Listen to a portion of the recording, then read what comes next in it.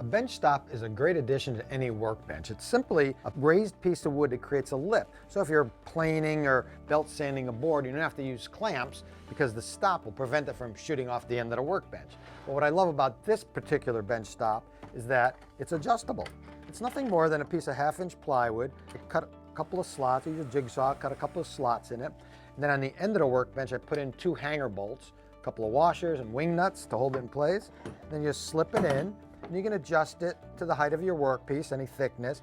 And if you see this black line I put on there, that's about 3.5 inches above the workbench, which happens to be the exact height of my saw table on the miter saw. So it also does double duty as work support. And you can adjust that to match your saw.